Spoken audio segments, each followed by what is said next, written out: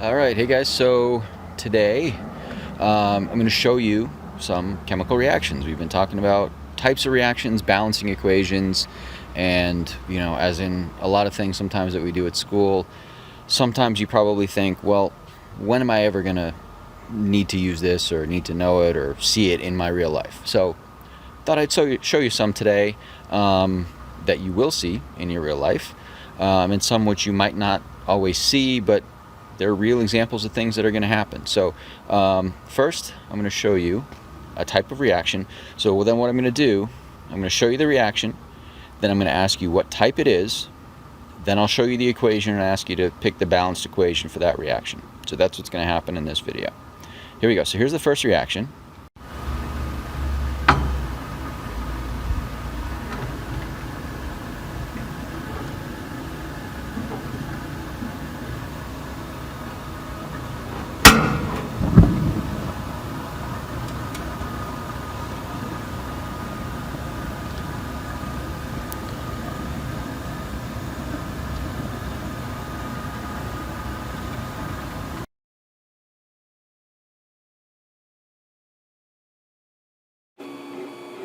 Alright, so you probably would have guessed that the flickering flames is a reaction that is combustion. This is actually an equation that you've seen at least once or twice in some of the balancing, but the key factor here to identify a combustion reaction is that you have O2 on the left side of the arrow. Okay, a reaction involving O2 on the left side of the arrow will pretty much always be combustion. Sometimes it can actually be a different type as well, but that's just because some reactions can fall into more than one category. So the only piece to this, the other piece to this is the balancing, and this is one that we've done before again, but you have 3 carbon, 8 hydrogen, and 2 oxygen, 1 carbon, 2 hydrogen, and 3 oxygen. So when you multiply the carbon dioxide by 3, you get 3 carbon. That also gives you 7 oxygen. And then you have to multiply the water by 4 to get the 8 hydrogen to match, which also means your oxygen is now up to 10 on this side. It's 10. So I have to go back over to the other side and fill in this with a 5, which now gives me 10 oxygen on both sides. Okay, so the balanced equation has the coefficients of 1, right? There's an implied 1 here, 1, 5, 3, and 4, and that's the combustion of propane. Alright, and I should say, before I start, don't try these at home. I would like to think that goes without saying, but obviously some of these are things you might have seen before, but don't try anything I'm about to do at home.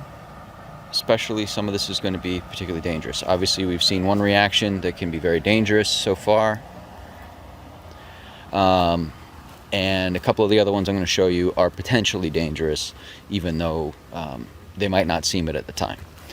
So we're just going to walk over here and I'm going to show you a couple other types of reactions.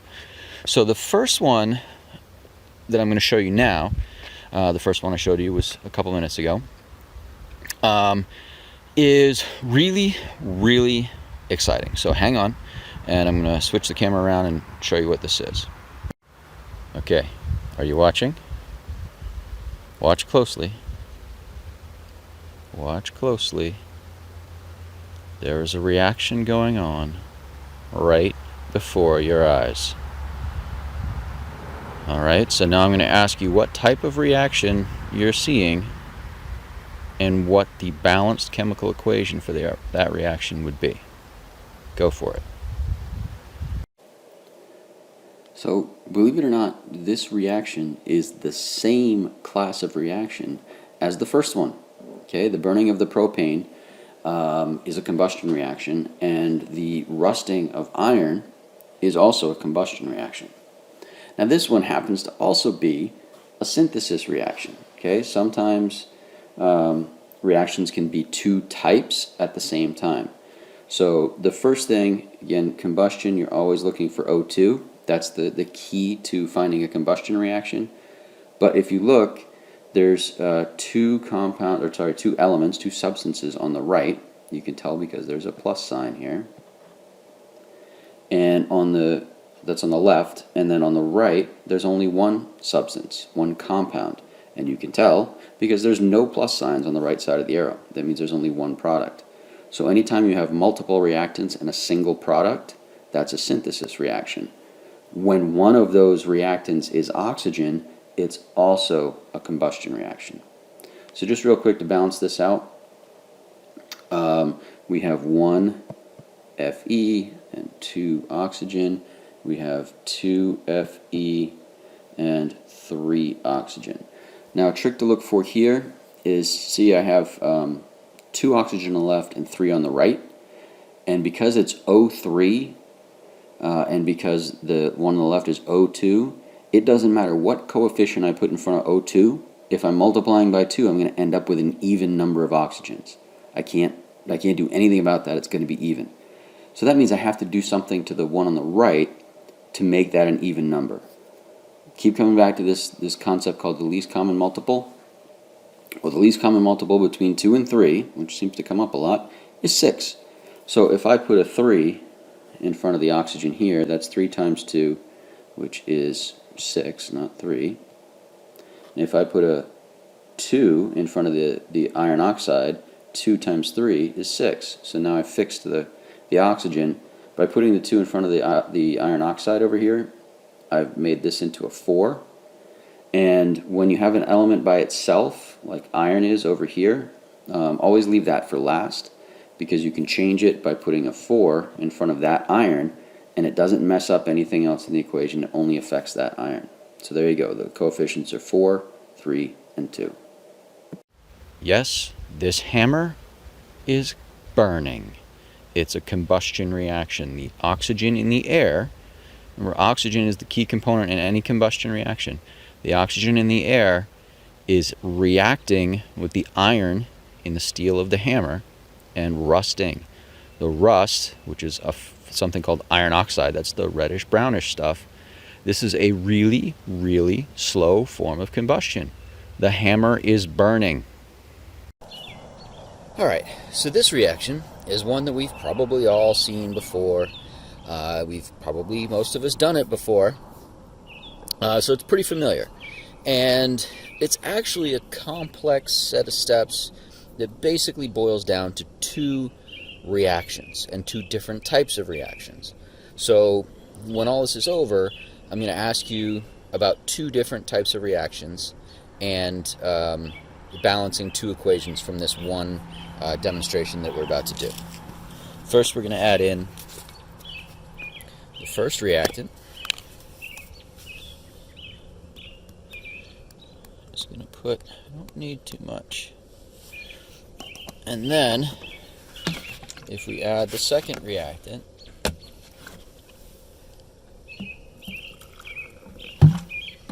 we get a reaction. Alright, bubbles are evidence of a chemical reaction. That's actually the result of the second reaction in this process. So we're going to let that go down a little bit. And then I want to show you one more thing. Okay, you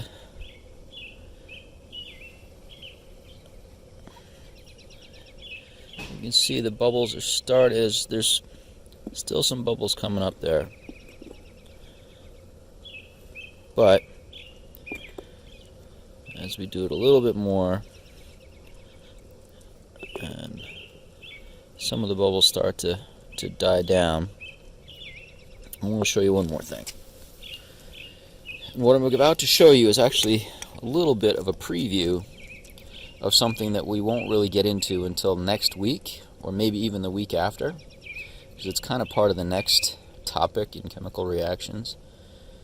So if I keep just a little bit more, okay, so we've got that going. Okay, there's still some bubbles there, but they're dying down. And if I add some more vinegar, you notice, well, there's a little bit more reaction going on there, but not much. Not nearly as much as the first time. Okay? So again, I'm going to let that die down.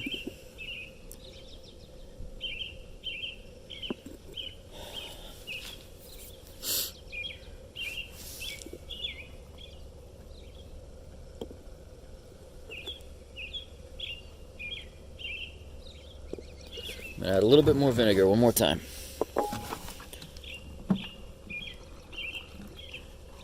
Now you see there's really no new bubbles. So does that mean there's no vinegar left? Well, if we add a little bit more baking soda, well, no, there's still some vinegar in there because the reaction's happening again. So why didn't it happen when we added more vinegar that last time, but only when we added more baking soda? That's something that we're going to talk about in the next section. Again, next week, maybe the week after. There you go. Okay, the second part of the baking soda vinegar reaction is actually the one that produces the bubbles, and it's decomposition. So this is the one of the products of the first part of the reaction, and it's called carbonic acid. And the carbonic acid isn't really stable, so what happens is it breaks up, and the two hydrogens and one of the oxygens break off and form water, and then what's left is CO2. Okay, so what you end up with at the end of this reaction, after all the things have happened, is carbon dioxide, which is the bubbles, and water at the end of when it's all said and done. And this reaction is also balanced the way it's written.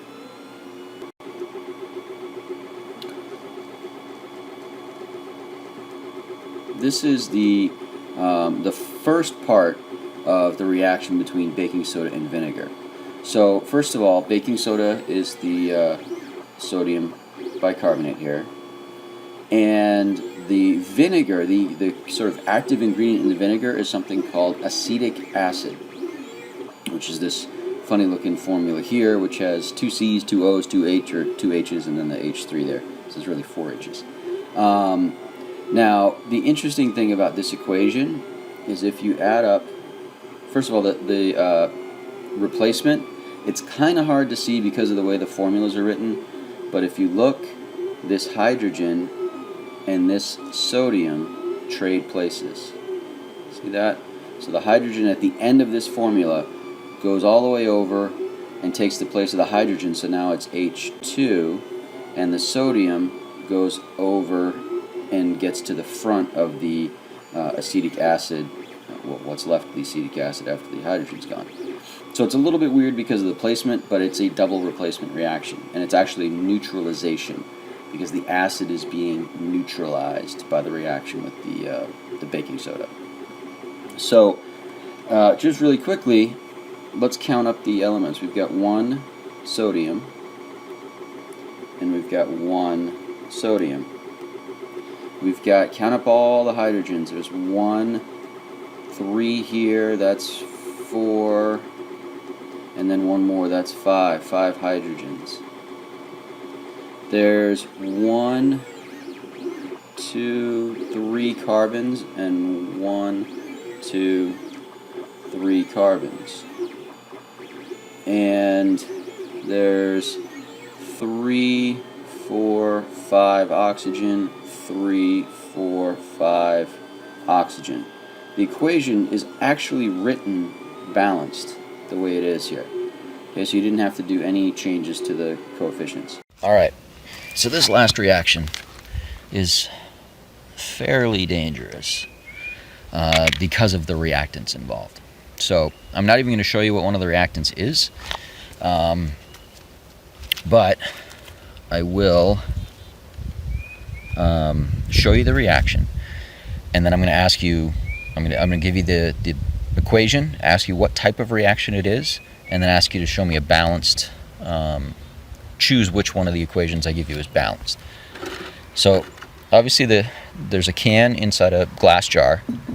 It's an empty soda can, which is made of aluminum. And then I'm going to add in the other reactant carefully.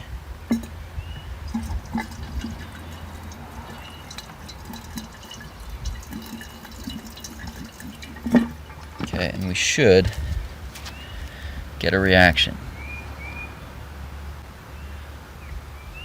I don't know if you can hear what's going on in there, but you can maybe see some of the bubbles forming around the bottom of the can there. Again, remember, bubbles are a good indication that there's a chemical reaction happening.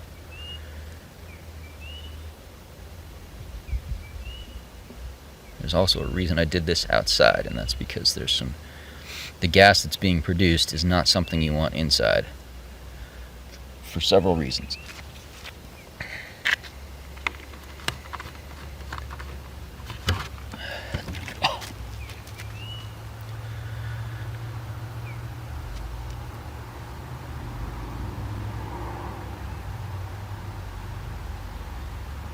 Okay, I'm going to let that go for a few more seconds. I'm going to add a little bit more of the second reactant.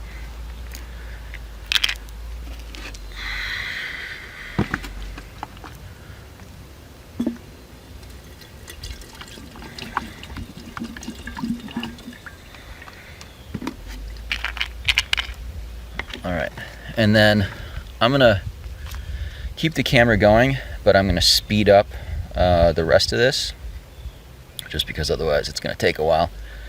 And then I'm going to ask you, or I'm going to give you the rough equation, ask you what type of reaction it is, and then ask you to balance it, or at least to select which of the choices I give you is balanced.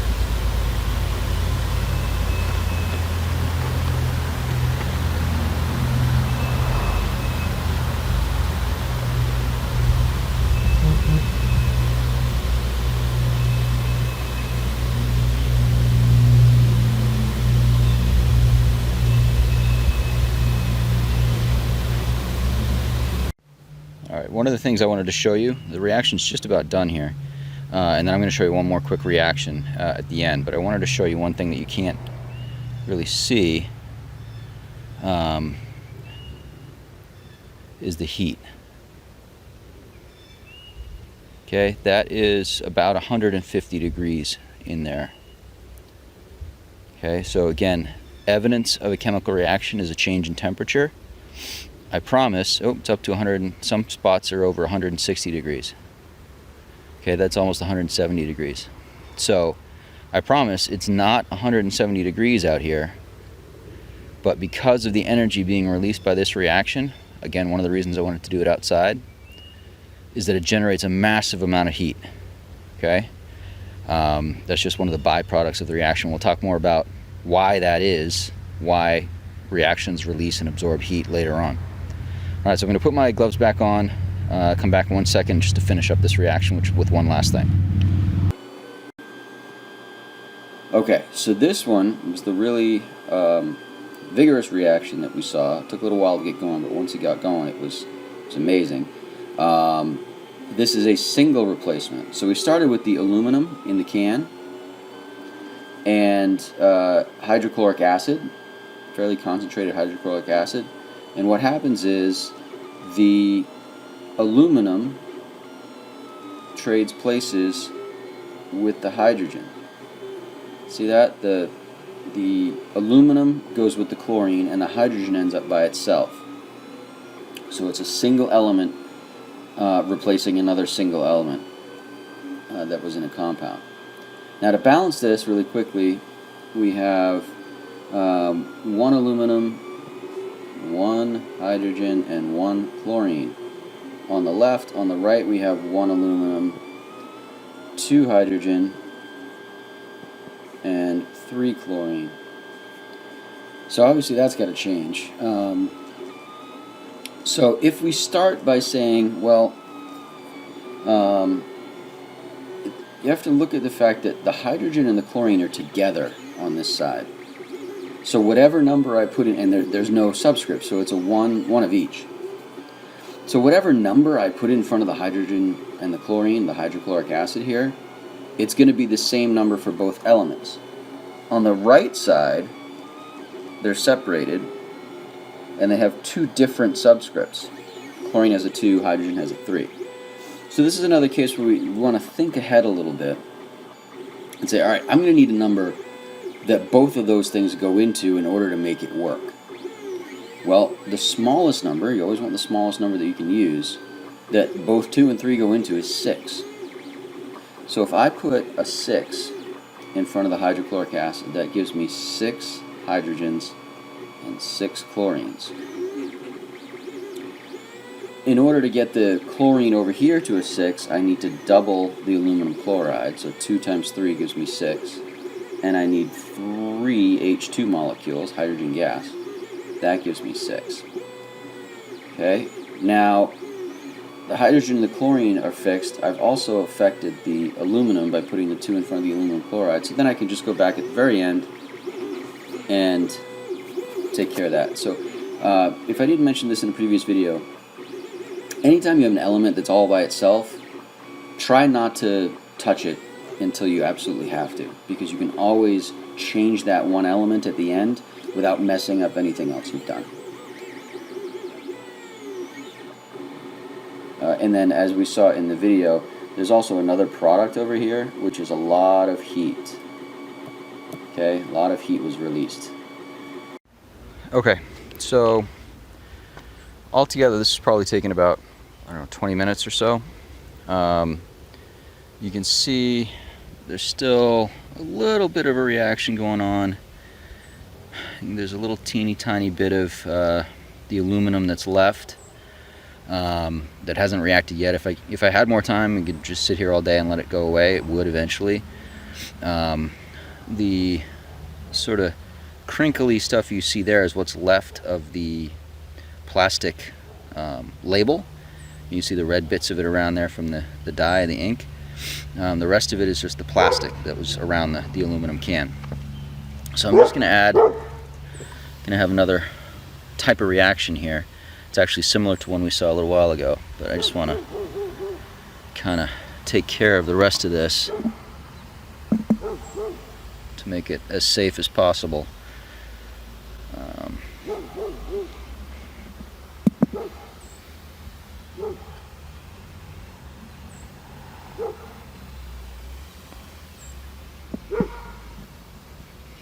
Okay, so that's another type of reaction, and I'm actually going to ask you about that one in just a minute. Okay, and then the last part of this, and both of these are already balanced, so I'm not going to mess around with that too much.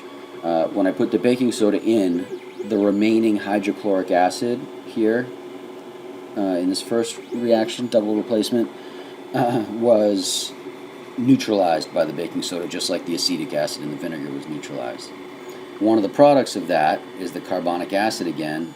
That comes down very quickly to another reaction and decomposes to carbon dioxide and water. So I added the baking soda at the end because I wanted to make sure all that hydrochloric acid was neutralized before I disposed of it. There you go. Those are all the reactions that you saw in that video.